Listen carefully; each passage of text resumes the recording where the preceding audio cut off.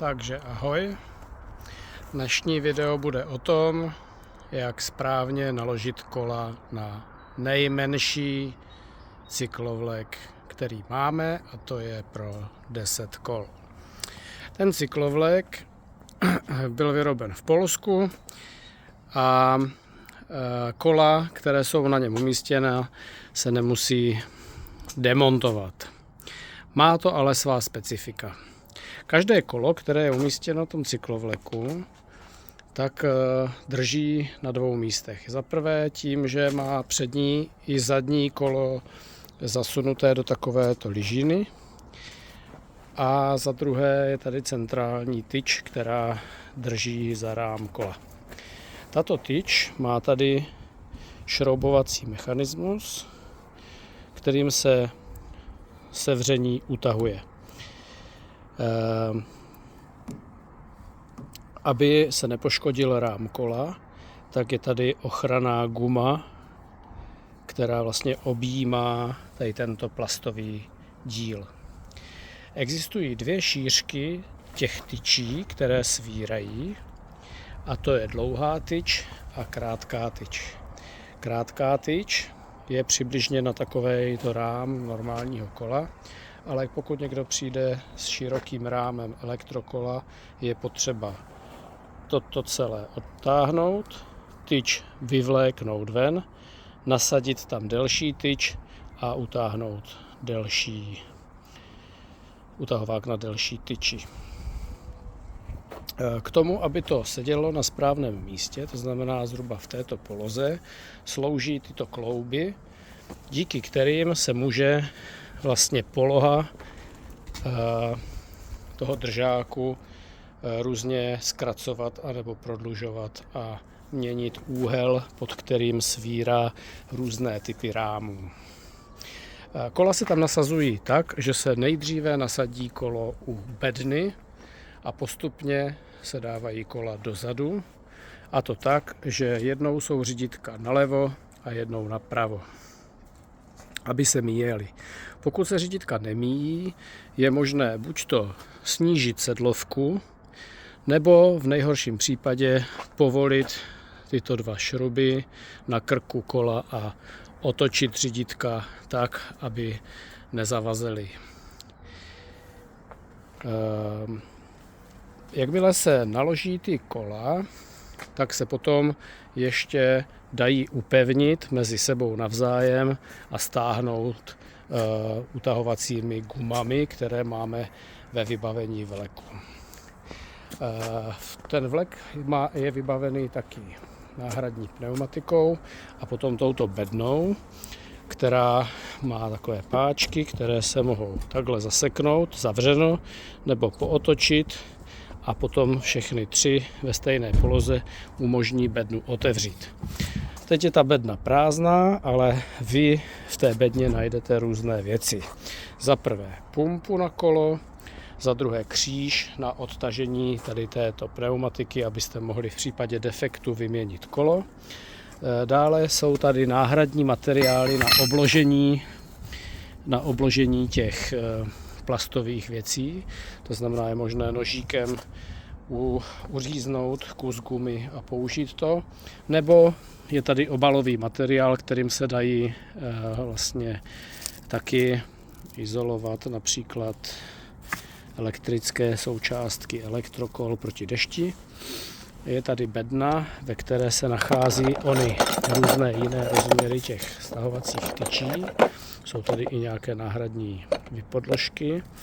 V bedně jsou taky tady tyto gumy, které jsou v bedně záměrně, aby na ně nešla vlhkost, aby se neníčily. Takže bedna je zavřená, neprší. Potom jsou tady různé stahovací pásky. Je tady mechanismus na zamčení vleku. To funguje tak, že se otevře klíček, vytáhne se vlastně tady tahle kovová součástka pryč. Toto se nasadí na tlamu místo vlastně tažného zařízení a opět se tam vrátí tady ta nerezová věc, zamkne se to a vlek je mnohem složitější odtáhnout nebo ukrást.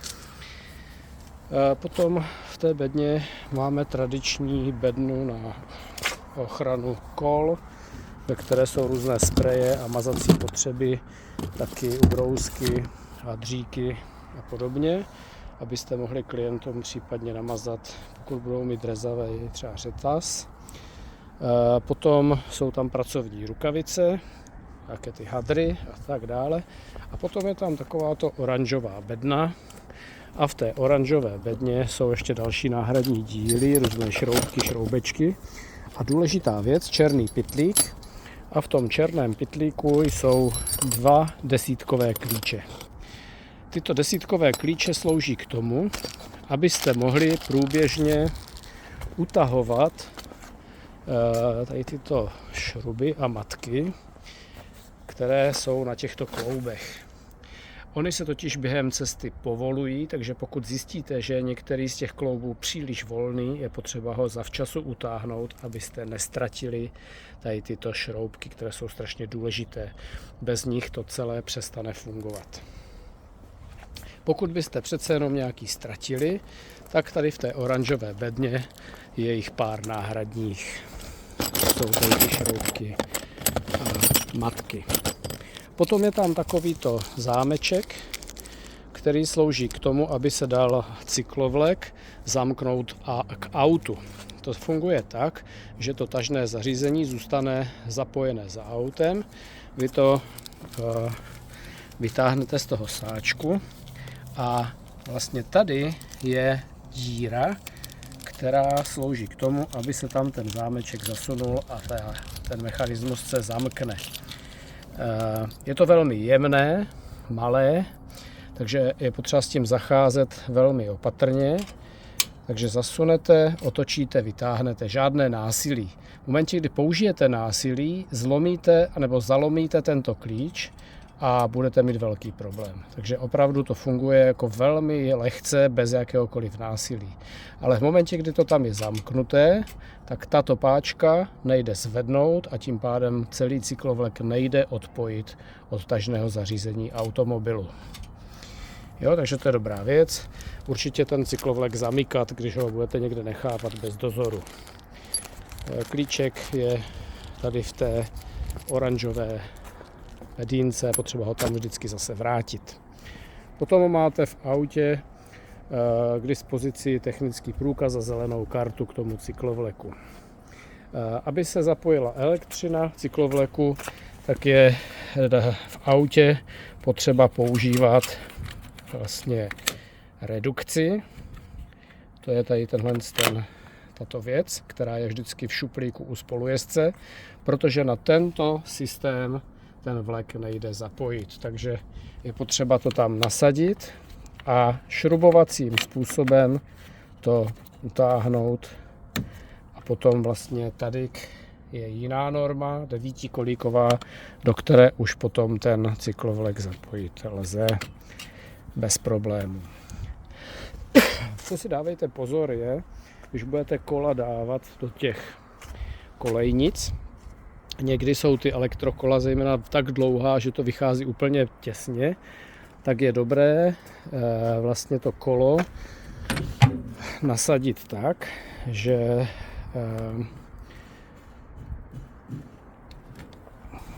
tady se pokusím nasimulovat. Je dobré to kolo prostě zvednout tady z tohoto nahoru a v momentě, kdy ho zvednete takhle do výšky, tak jde tato věc sundat níž, pak se dostanete pod kolo, můžete to položit na zem. Když to chcete zase zvednout nahoru, tak musíte nejdříve to zadní kolo jakoby zvednout do vzduchu, udělat si prostor, zvednout v klidu tu páku, spustit zpátky zadní kolo a nasadit svěrač. Takže to je asi tolik. Jinak do auta se vejde 9 osob, cyklovlek je pro 10 kol, takže je tam jedna pozice navíc pro problémové kola, aby se dal jeden prostor vynechat. Ten první držák je zrovna problémový, protože dost často šlapátko zavazí tady o tento kraj. Proto je dobré do této první pozice dávat kolo, které má třeba takto malé SPDčka šlapátka a ty se tam bez problému vejdou. Pokud se tam budete snažit dávat takové ty velké šlapátka elektrokol, tak to na první pozici nepůjde a musíte to dát buď na druhou pozici, anebo zaměnit kola mezi sebou vzájemně. Takže to je zhruba tak asi všechno, co jsem vám tady k tomu cyklovleku chtěl říct. Tak ať si to užijete a šťastnou cestu.